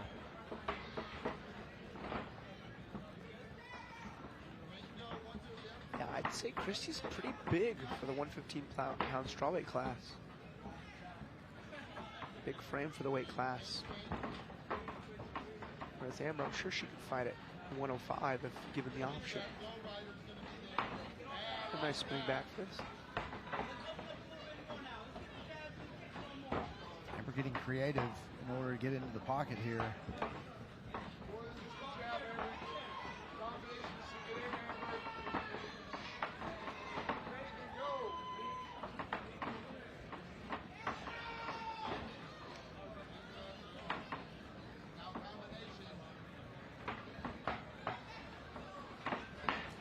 Oh, counter there from Taqueno. It's amazing how much taller Taqueno looks than Amber Terrell. And, you know, like I said, she's only 5'4". We're gonna have to remeasure. Yeah.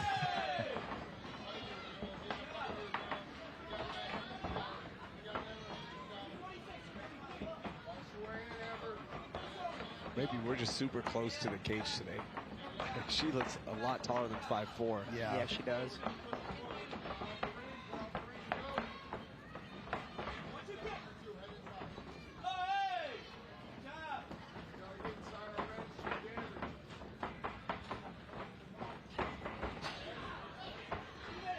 Goes in the distance for a second is Terrell.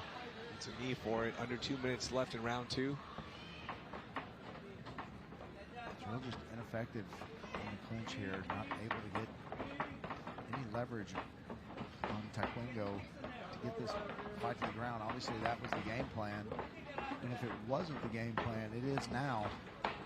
You see she's having a really hard time getting into range.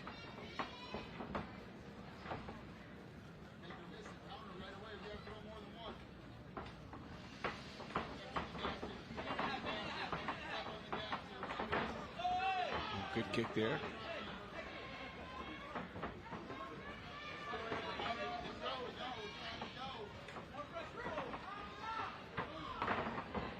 Terrell's coach is pleading with her to get some volume in.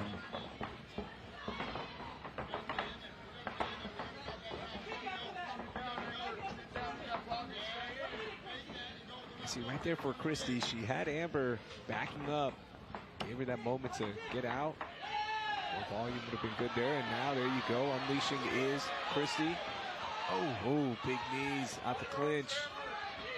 Oh, those are big shots. Man, that is it, and that's what Christy can do. Christy Taqueno. The tsunami just hit Amber Terrell. Yeah, those clenched knees were devastating. I think one of them may have opened Amber up. Yeah, once she got that first knee in, Alex, she had that tie clinch. Once she got that in, the fight was pretty much over. You see this big barrage, that knee right there. This one, ooh, that one lands right through the elbows. She landed a couple on the way, but they were during a scramble, so maybe they didn't have the pepper on them, but that last one, she had nowhere to retreat to. Man, we hope Amber's okay.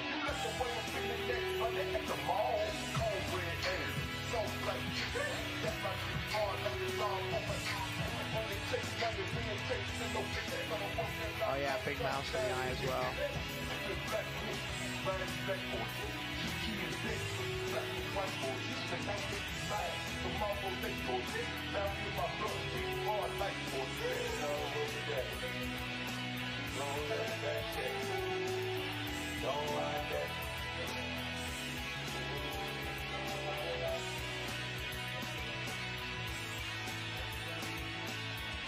Man, nice finish there.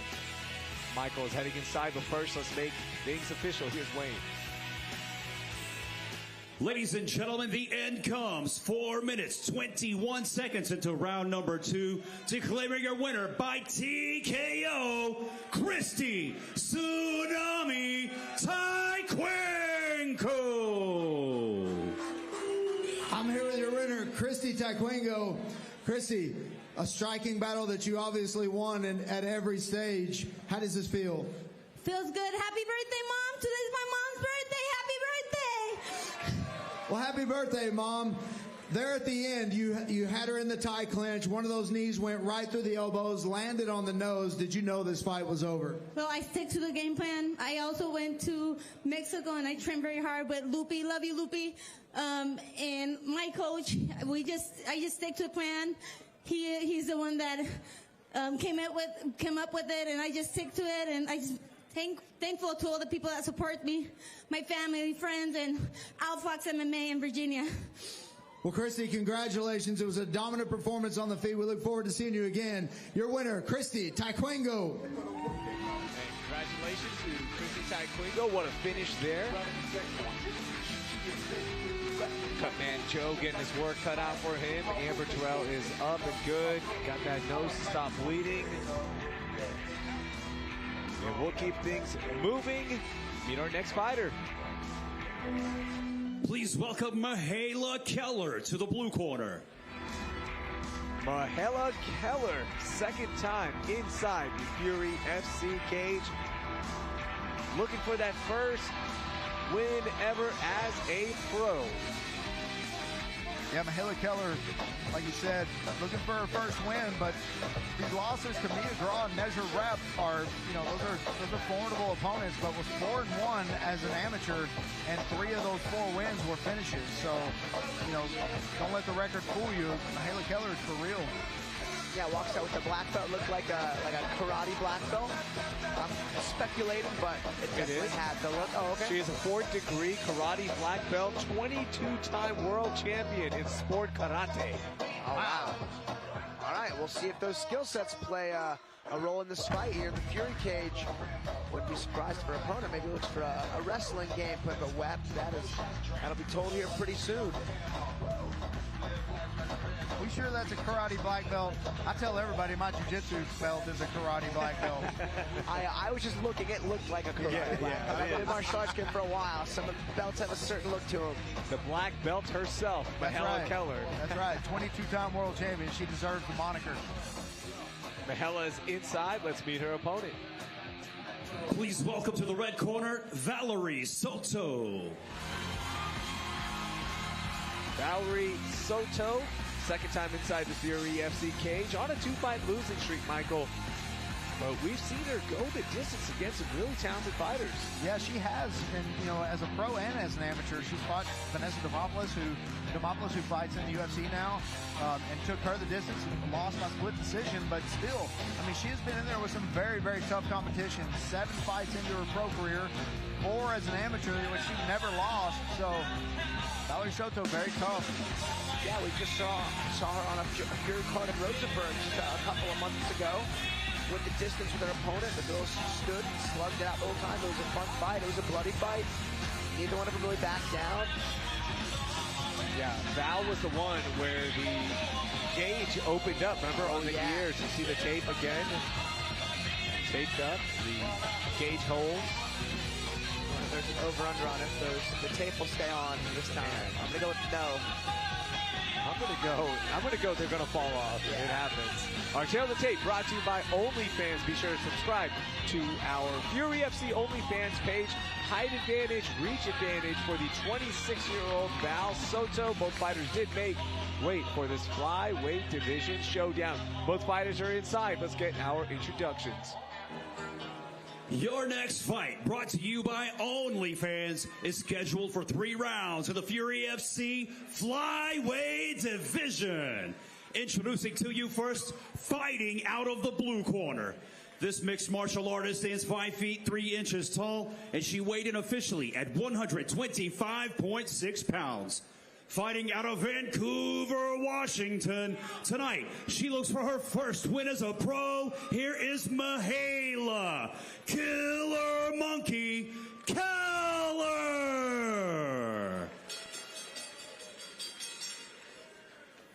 And introducing her opponent across the cage, fighting out of the red corner.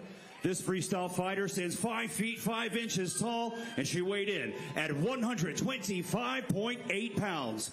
Fighting out of Houston by way of Dallas, Texas. Tonight, she looks for her 4th win as a pro. Here is Valerie Maliha Soto. Your referee in charge, Dylan Turner. The killer monkey, blue gloves. I've always wanted to say that. Mal here, red gloves, now Soto. Not a lot of people know this, but I have a 5-foot gorilla in my bedroom. Nice. So, and it's a killer monkey also. Hey man, everybody, whatever you put in your bedroom is up to you. I will not judge. It's not alive.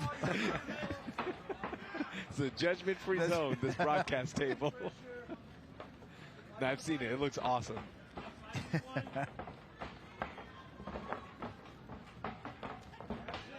Nice, good right hand there from Val.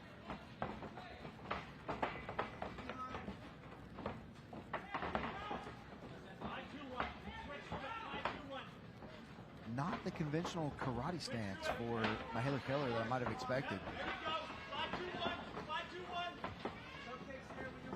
Yeah, I wonder if she had to change that up for MMA or just feels more comfortable not using it in this setting. Not sure. Yeah, usually if you go full karate stance, you have to have some good wrestling. Like Wonderboy Thompson, a tremendous wrestler. MVP himself, good takedown defense. But sometimes if you go too linear with your hands down, people just take advantage and shoot. Keller's got the higher guard. She moves laterally well, like a karate fighter.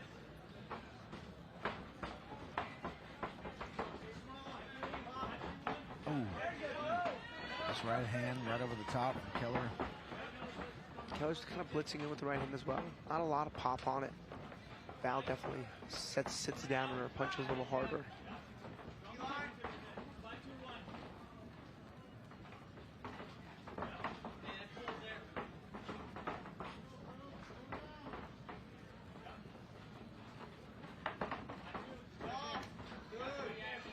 That Main Street Boxing banner across the back of Valerie Soto.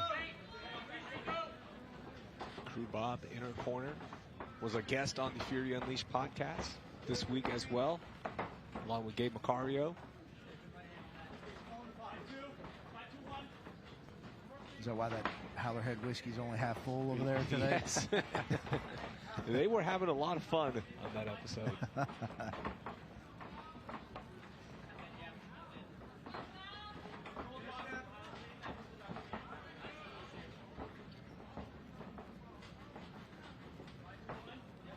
Both these ladies showing a very high level of skill level in striking.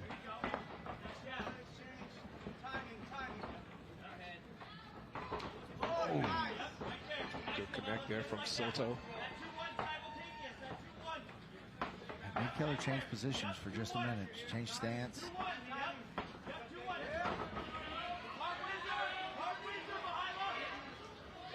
Soto's in on that high crotch.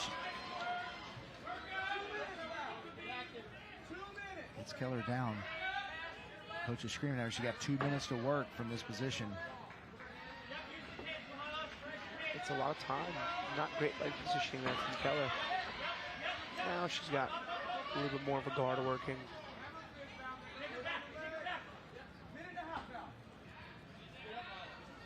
Getting that leg down is Soto, transitioning out. Big shots now.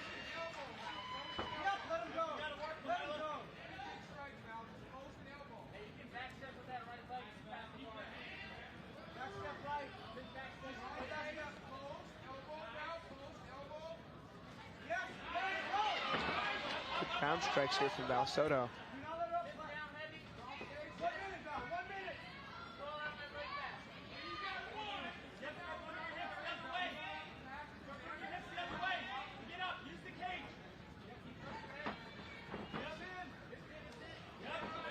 So we got to be careful of those up kicks. Hammer fist her to the leg. I'm not exactly sure what the benefit of that is in MMA, holding the leg right there. You know, in jiu-jitsu, you know, there's a De La Riva set up. There's a couple different things, but in MMA, you're occupying both your hands. You're really not able to. I mean, yeah, she could try to carpet sweep or tripod sweep, but it's so hard in MMA. And very odd, the backwards mount. Is this even a 3/4 mount? Since she's got her arm punching behind her head. This is awesome. Valerie Soto just punching from everywhere. 10 seconds to take this position to the corner. This is weird. Just no-look punches. It's like a big brother move, big sister move, I should say. As long as it scores, right? And that it did. I think that's a Valerie Soto round, especially with the way it ended. Valerie in the mount there, even though reverse, she landed some decent punches from there. You can see Valerie's got a big knot right there, almost the center of her forehead there. Maybe from either an up kick or an elbow.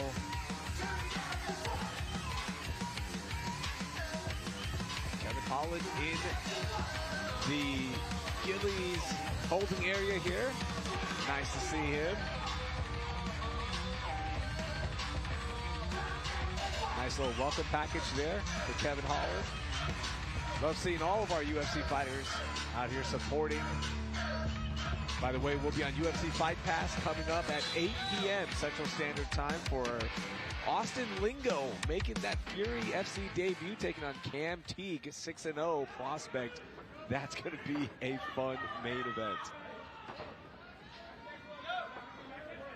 We'll see if Soto goes back to that groundwork. She got her down on the first takedown attempt and was able to advance into that weird reverse mount. Keller not really able to mount much of a ground offense when she was stuck on the bottom.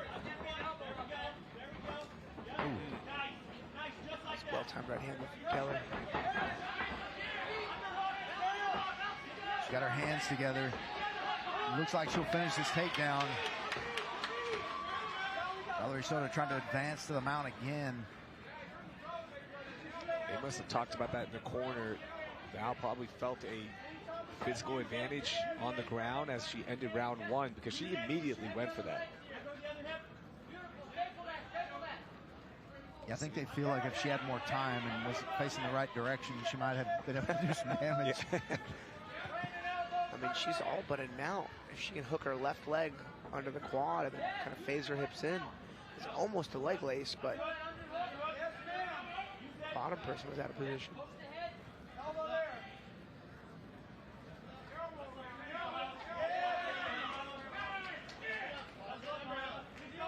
Valerie Soto dominating from the top here so far.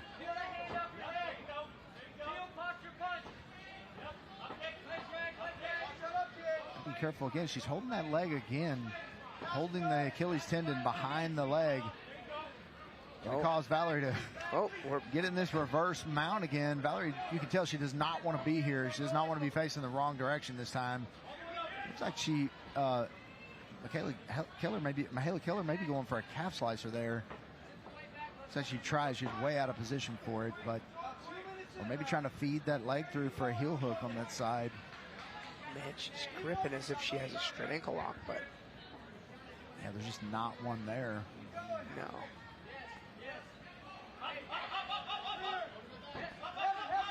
Keller's corner calling for a getting up, get up.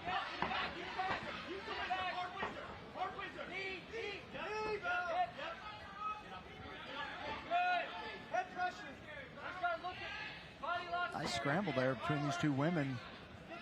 Haley Keller able to get back to her feet. Valerie Soto kind of missing an opportunity there. Had her in the mount position. Turned the wrong way again. I guess she's kind of taking what Keller's given her.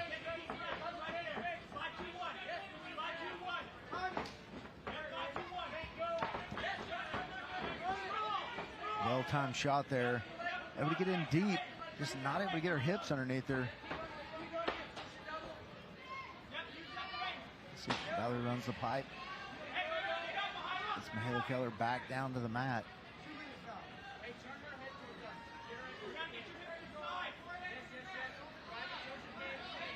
Keller's got the guillotine. Just needs to get to that left hip and throw that leg over the back if she wants to have any opportunity to finish it from that position. And here we go again.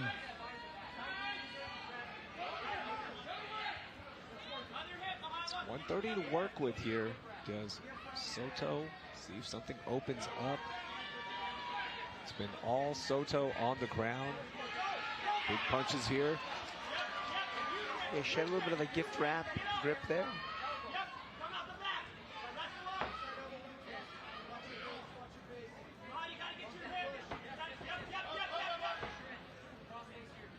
Hiller doing a good job of kind of coming out the backside, but Valerie Soto turns quickly, jumps right back on the killer monkey. 1 minute left, round 2. Oh, left arm sneaking in across the chin right now, trying to get in that neck. And this is really uncomfortable. She's not going to be able to submit her from this position, but we're really uncomfortable. 30 seconds left.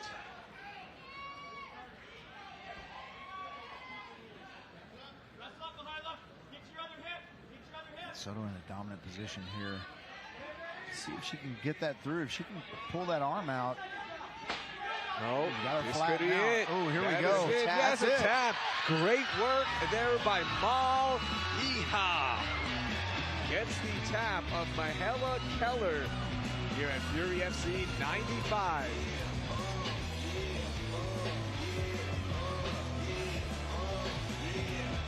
And congrats to Soto. That's her 4th win now as a pro.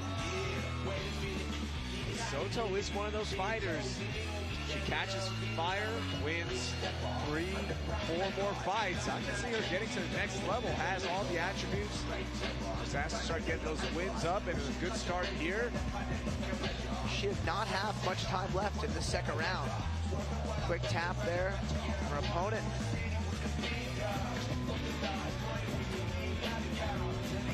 They knew they had the advantage going into round 2 on the ground. That's where the fight was for most of the round. Immediately out the gate in round 2, Soto took it to the ground, worked.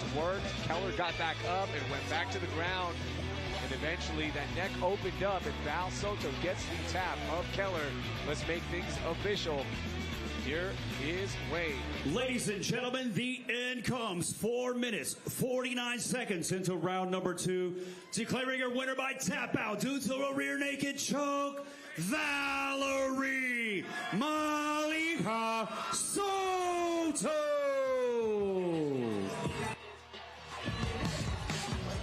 I'm here with your winner, Valerie Soto. Valerie, a long-time karate striker.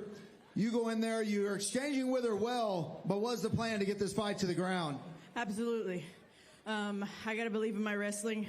I was a wrestler first, so I just went out there and did what I had to do. Valerie, once you got those hooks in and you got her flattened out, did you know this fight was over? No, never. She's a fighter. Fighters, they're tough, so you never know. Well, it took almost 2 full rounds. What's next for Valerie Soto? My dad, where are you? I'm trying to get drunk tonight. You owe me a margarita. Well, lucky for you, they sell plenty of alcohol here at Gillies. Your winner, Valerie Soto. Somebody get her a margarita ASAP. She deserves it. Val Soto, let's keep things moving. Meet our next fighter. Please welcome to the blue corner, Anthony Valenzuela.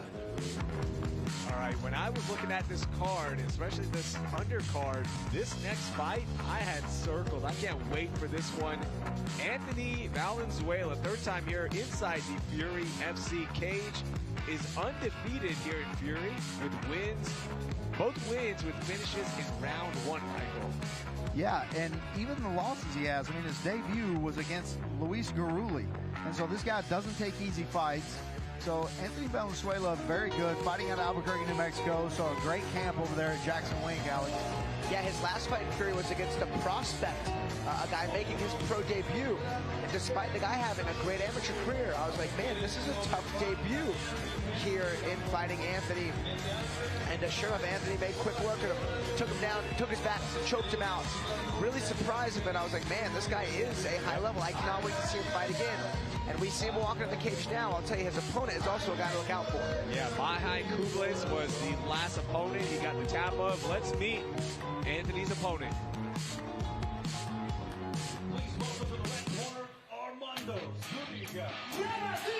Armando Zuniga, 4-time inside the Fury cage as a pro, riding a 1-fight win streak. Michael, last time out, got that big win over Aaron Gomez. Yeah, and I mean, his only loss is to Dimas Chapa, but he's beat guys like Oliver Jimenez. You know, you would think that maybe that would be the other way around. Dimas Chapa very tough, but not the striking caliber of Oliver Jimenez or his last opponent.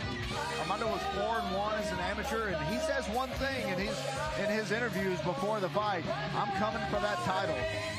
Yeah, Zuniga has tremendous belief in himself and in his team. He's got a great skill set. One of my favorite fights of his was actually an amateur fight where he narrowly lost the title by decision against a highly touted prospect. Ever since that fight, I kept my eye on Zuniga. When I saw he was fighting Oliver Jimenez, I was like, man, that is not an easy fight for Oliver. And sure enough, Zuniga came out there, was able to get that rear naked choke win. Fought Dimas Chapa. I think that blind triangle of all things. It was a wild fight. Goes out, beats Gomez. I mean, Zuniga really is a guy to watch out for. He's got great striking, but he's got hidden good jiu-jitsu. We look at our tail of the tape, brought to you by the Danuna Law Firm. Height advantage for Zuniga. Reach advantage for Anthony Valenzuela. Both fighters, well, Armando came out 135, 136.8 for Valenzuela. Both fighters are inside. Let's get our introductions.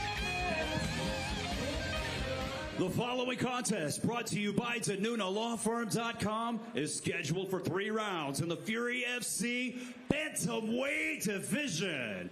Introducing first, fighting out of the blue corner. This mixed martial artist stands 5 feet 8 inches tall, and he weighed in at 136.8 pounds. Fighting out of Albuquerque, New Mexico, by way of Odessa, Texas, he holds a professional record of 3 wins, 2 losses. Here is Anthony Valenzuela. And introducing his opponent across the cage, fighting out of the red corner. This freestyle fighter stands 5 feet 10 inches tall, and he weighed in at a perfect 135 pounds. Fighting out of Oak Cliff, Texas, his professional record stands at 2 wins, only 1 defeat. Here is Armando El Chingon Zuniga.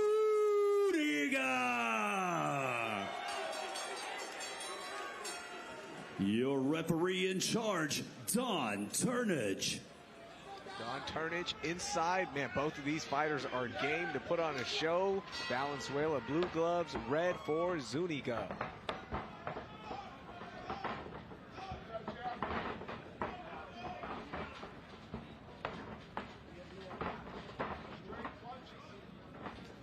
Valenzuela built like an Olympic swimmer or something. Big shoulders, really square. Really big, 2 really big 135ers here again. Both guys landing those overhand rights. Similar styles. They will both want to push the pace. They both want to be in your face. Oh, good straight right from Zuniga. Nice calf kick. Yeah, perfectly timed calf kick. Caught him right as his legs were crossing.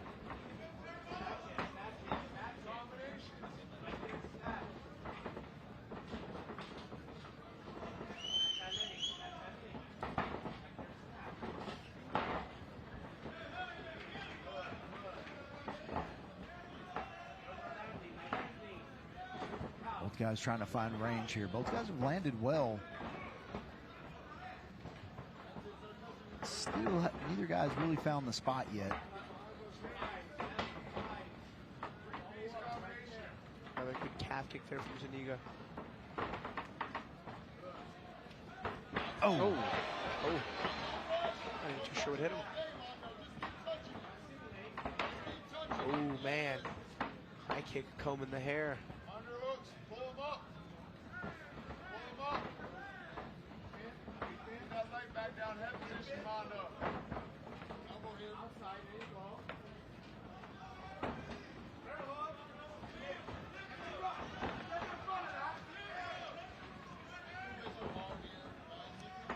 I'll be honest, I didn't have this one going to the ground. It still has it, but the attempt to get there, I thought this was going to be standing the whole time. we talked about this a little bit before, you know, one of the earlier fights, that whenever you're expecting both guys to strike, sometimes one of them wants to surprise the other with his ground game. Like maybe that's Valenzuela's plan today.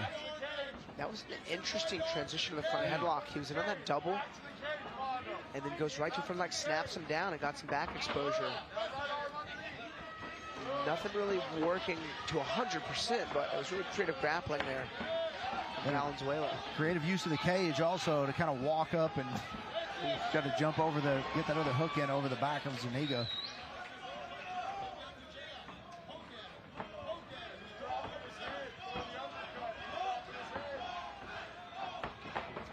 Oh, nice uppercut. Oh, man, Anthony Valenzuela, nice combo. Oh, it's a big right hand. Oh, man. He's out on his feet. Those are some super accurate shots from Zuniga there. Pulls guard. Goes to show how compromised he was from those punches. Yeah, Valenzuela's eyes were compromised there. You could see he was looking up into the ceiling. Matter of fact, that third shot might have knocked him sense back into him, might have woke him up. He thought it was the doctor. Yeah. Big punches now from Zuniga from the top. Looking for that finish. Big punches raining down. Down turnage getting closer. Could this be enough for Armando Zuniga? El Shingon, come on. Is this going to be it? These are connecting, but Valenzuela's got to last another minute. Yeah. I mean, this is going to be tough to survive. And Zuniga with the win. Stoppage. A huge finish there for Armando Zuniga.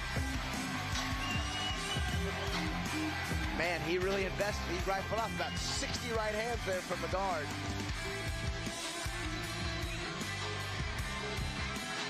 I'd love to. Here's the highlights. Beautiful combo that led to the finish from Zuniga coming up here pretty soon. Now the first punch kind of knocks him off balance.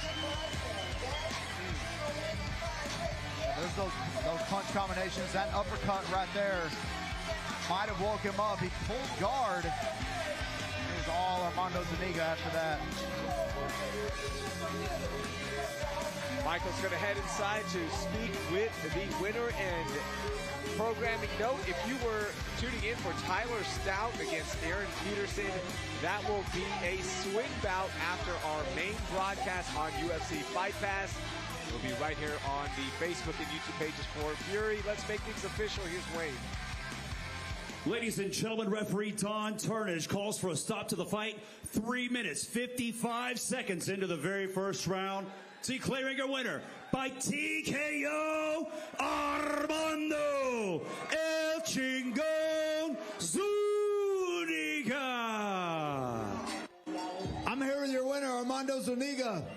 Armando, we thought this was going to be a pure striking exchange. It ended up that way, but were you surprised whenever you tried to take this to the ground? No, I wasn't surprised. He's a really good, jiu-jitsu practitioner, so I was ready for the standing ground, whatever, in sky, space, everything. So that three-punch combination, you had him up against the cage. Was it when he pulled guard that you knew that this fight was over, or whenever you were just landing? He must have thrown 60 ground punches there. Yeah, I saw him pull guard. I guess it was just him trying to cover up and get rest. I was like, nah, fuck that. I'm finna get on him and whip some ass. Well, Armando, it was very impressive. We look forward to seeing you here again. Your winner, Armando Zuniga. Congratulations to all of the winners on our prelims broadcast. That will do it for us here on the All right, that's going to be our final preliminary fight. We are heading to UFC Fight Pass at 8 p.m. before Cam T can take on Austin Lingo. On behalf of the entire Fury team, for the DNA Studio production team, for Alex Morono, for Michael Alexander, I'm Bill Ramzan Ali. Thank you so much, and we will see you on UFC Fight Pass.